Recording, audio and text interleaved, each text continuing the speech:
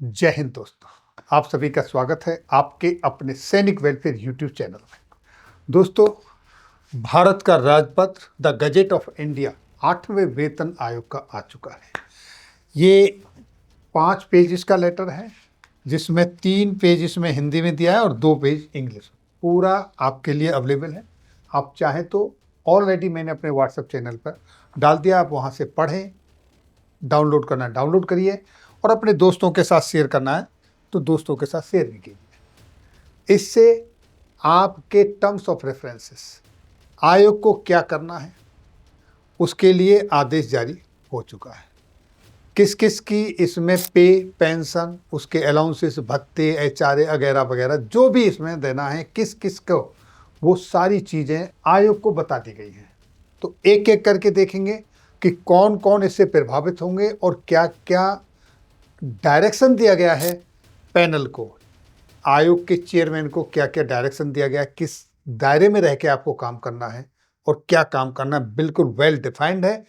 और आप कैसे उनसे अप्रोच कर सकते हो, ये सारी चीज आपकी मांगों के बारे में सब कुछ इसमें विस्तार से दिया है। तो चलिए एक एक करके देखते हैं आपके सामने। तो देखिए, ये है जो कि 3 नवंबर को ये जारी हो गया है एक्सपेंडिचर विभाग के, वित्त मंत्रालय के एक्सपेंडिचर विभाग से। और इसमें गठन में कौन कौन है, जैसा कि आपको सभी को पता है, अध्यक्ष, एक सदस्य जो टेम्परेरी है और दूसरे एक सदस्य जो कि सेक्रेटरी के रूप में है। और उनके लिए आयोग के विचारार्थ विषय निम्नलिखित होंगे, क्या क्या उनके विचार में है, क्या क्या उनको काम करना है। हिंदी में, इंग्लिश में, दोनों में है। तो इसमें सबसे पहले यहाँ पर ये तीनों पेज हिंदी में है और ये 2 पेज का, जैसा कि आपके सामने ये इंग्लिश में 3 नवंबर का, ये कमेटी और terms of references of the commission which B L follows, ये दिए हैं। नंबर 1, क्या एग्जामिन करना है, क्या रिकमेंडेशन देना है, कौन कौन सी चेंजेस है, वो सारी चीज किस किस के लिए है। नंबर 1, सेंट्रल गवर्नमेंट एम्प्लॉय, चाहे वो इंडस्ट्रियल हो या नॉन इंडस्ट्रियल हो, वो इसके अंदर कवर होंगे। दूसरे देखिए, personal belonging to all India services, वो इसके अंदर कवर होंगे। Next, personal belonging to defence forces, army, navy, air force, वो सब इसके अंदर कवर होंगे। Personal belonging to union territory, union territory के अंदर जितने, वो सब इसमें कवर होंगे।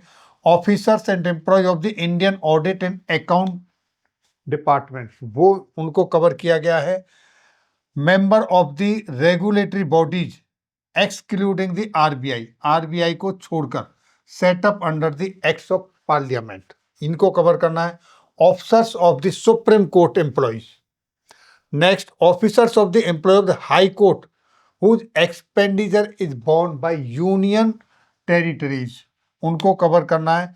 और judicial officers of the subordinate court in the union territory, तो ये एम्प्लॉयज हैं, इनको कवर करना है। सारे इसके अंदर आ गए, आपने देखा। अब देखिए, नोट इसमें डाला है। अब यहाँ पर आप इस चीज को हिंदी में भी देख सकते हो। ये आपके सामने है, केंद्र सरकार के कर्मचारी, औद्योगिक, गैर औद्योगिक, अखिल भारतीय सेवा से संबंधित कार्मिक, रक्षा बलों से संबंधित कार्मिक, संघ राज्य क्षेत्रों के कार्मिक, भारतीय लेखा परीक्षा एवं लेखा विभाग के अधिकारी और कर्मचारी, संसद के अधिनियमों के तहत गठित नियामक निकायों के सदस्य, जिसमें आरबीआई को छोड़कर, आरबीआई का जो स्टाफ होता है उनको छोड़कर, और उच्चतम न्यायालय के अधिकारी और कर्मचारी, उच्च न्यायालयों के अधिकारी और कर्मचारी जिन पर होने वाला जो खर्चा है वो राज्य क्षेत्रों द्वारा वहन किया जाता है, और संघ राज्य क्षेत्रों में अधीनस्थ न्यायालयों के न्यायिक अधिकारी, इन लोगों के लिए पे कमीशन ने काम करना है। सरकारी सेवा में प्रतिभागों को आकर्षित करने, कार्य प्रणाली में दक्षता, जवाबदेही और तदारकी को बढ़ावा देने के अनुकूल परिलब्धि संरचना तैयार करना, ये जिम्मेदारी दी गई है। निष्पादन और उत्पादन में सुधार करने के दृष्टिकोण में ध्यान रखते हुए बोनस की वर्तमान योजनाओं की जांच करना, जो बोनस मिलता है उसकी भी जांच होगी, उसकी भी बताया गया, उनकी योजनाओं की भी जांच करना है। और उत्पादकता और निष्पादन में उत्कृष्टता को पुरस्कृत करने के लिए सामान्य सिद्धांतों, वित्तीय मापदंडों, उत्पादकता और निष्पादन संबंधी मापदंडों पर सिफारिश करना, यानी productivity linked bonus, non productivity linked bonus, सारी चीजों को ध्यान में रखते हुए उनकी सिफारिश करना है कि अब आगे जो चल रहा है यही चलना है, इसमें कुछ फेरबदल होना है, जो भी सिफारिश है वो करनी है।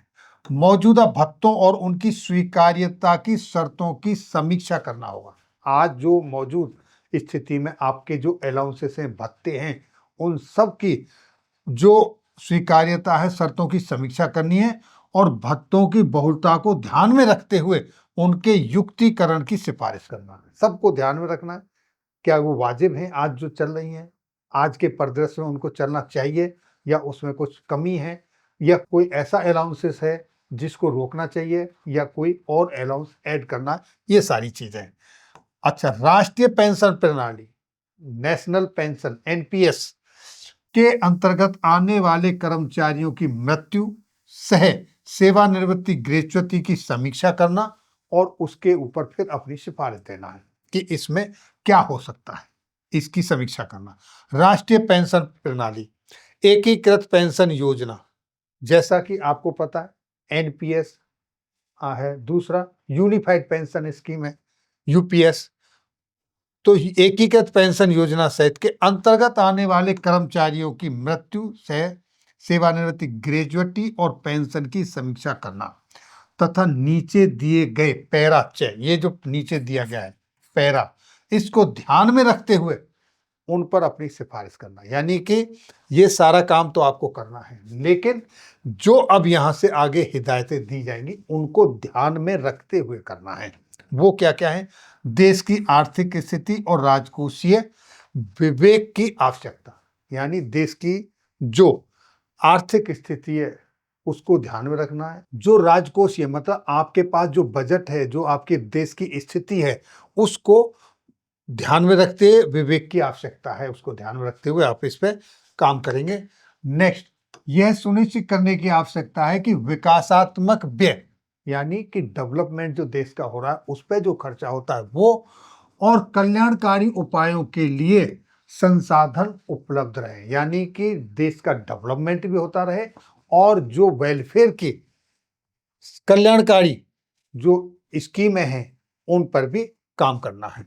गैर अंशदायी पेंशन योजनाओं की गैर वित्त पोषित लागत, ये ध्यान में रहे, और उन राज्य सरकारों को जो साधारणतः कुछ संशोधनों के साथ इन सिफारिशों को अंगीकृत करते हैं, यानी कि ये पे कमीशन कुछ स्टेट अपने आप भी इसमें छोटा मोटा बदलाव करके स्वीकार करते हैं, तो उनको भी ध्यान में रखते हुए इसकी सिफारिश करनी है। उनके सबकी वित्त व्यवस्था और सिफारिश को संभावित प्रभावित ना करे, इन चीजों को ध्यान में रखते हुए अपनी सिफारिश करनी है, इनका आकलन करना है।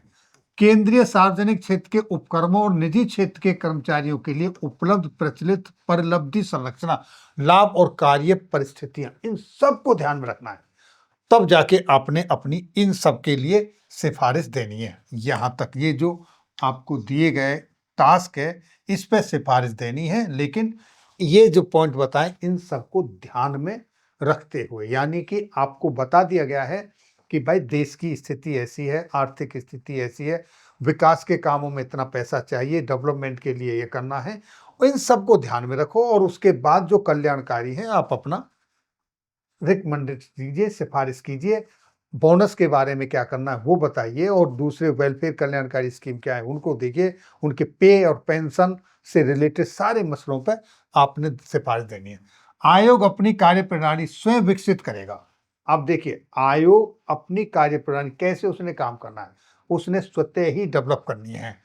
ऐसे सलाहकारों, संस्थागत पारदर्शिता और विशेषज्ञों को नियुक्त कर सकता है। आयोग अपने लिए कुछ सलाहकारों को, संस्थागत पारदर्शिताओं को और विशेषज्ञों को नियुक्त कर सकता है। ये आयोग के ऊपर छोड़ा है, जिन्हें वह आयोग किसी प्रयोजन विशेष के लिए आवश्यक समझे। जो आयोग समझता है कि ये आवश्यकता है, मुझे इस फील्ड में विशेषज्ञों की जरूरत है, इस फील्ड में जो माहिर लोग हैं उनकी जरूरत है, तो आयोग उनको नियुक्त कर सकता है। एग्जाम्पल के तौर पर मैं कहूँ कि किसी एक डिपार्टमेंट को ले लीजिए, जिस डिपार्टमेंट की ये पैनल को पूरी जानकारी नहीं है तो उस आयोग के पुराने रिटायर्ड जो माहिर हैं उस आयोग की जानकारी जिनके पास है, ऐसे उनको एज ए सलाहकार उनकी सलाह और उनको ले सकता है। भारत सरकार के मंत्रालय और विभाग आयोग द्वारा मांगी जाने वाली कोई सूचना और दस्तावेज तथा अन्य सहायता उपलब्ध कराएंगे। यानी आयोग जिस भी डिपार्टमेंट से, जिस मंत्रालय से जो भी सूचना मांगेगा, जो डॉक्यूमेंट मांगेगा, वो उन मंत्रालयों का, डिपार्टमेंटों का काम है कि वो आयोग को उपलब्ध कराएंगे ताकि आयोग चीजों को बारीकी से समझे और अपनी सिफारिश दे। भारत सरकार का यह विश्वास है कि राज्य सरकारें, सेवा संघ तथा अन्य संबंधित पक्ष आयोग को अपना संपूर्ण सहयोग और सहायता प्रदान करेंगे। यानी गवर्नमेंट ऑफ इंडिया ये मानती है कि जितने भी सरकारें हैं, सेवा संघ हैं और उनसे संबंधित जो भी पक्ष हैं, वो सब आयोग के साथ संपूर्ण सहयोग करेंगे और आयोग का मुख्यालय दिल्ली में होगा। यानी कि पैनल जो बनेगा उसका हेडक्वार्टर दिल्ली में होगा। आयोग गठन की तिथि से 18 माह की समय अवधि के अंदर, यानी 18 महीने का समय दिया, 18 महीने के अंदर अपनी रिपोर्ट सबमिट करनी है। आयोग सिफारिशों को अंतिम रूप दिए जाने के पश्चात किसी भी मामले पर आवश्यक पड़ने पर अंतिम रिपोर्ट भेजने पर विचार कर सकता है। आयोग ने अपनी रिपोर्ट तैयार कर ली और अगर जरूरत पड़ी, आवश्यकता हुई तो कोई भी अंतरिम रिपोर्ट आयोग भेज सकता है। ये आदेश किया गया है, आदेश दिया जाता है कि इस संकल्प को भारत के राजपत्र में प्रकाशित किया जाए, जैसा कि ये प्रकाशित ऑलरेडी हो चुका है। और यह भी आदेश दिया जाता है कि इस संकल्प की एक प्रति भारत सरकार के सभी मंत्रालयों, विभागों, राज्य सरकारों, संघ, राज्य क्षेत्रों के प्रशासनों और अन्य सभी संबंधित को प्रेषित की जाए। यानी ये कॉपी जहां जहां उचित समझी जाए वहां सबको दी जाए। फिर मिलेंगे आपके वेलफेयर से जुड़ी किसी अन्य जानकारी के साथ अगली वीडियो में। तब तक के लिए स्वस्थ रहें, मस्त रहें और अपने काम में व्यस्त रहें। जय हिंद, जय भारत।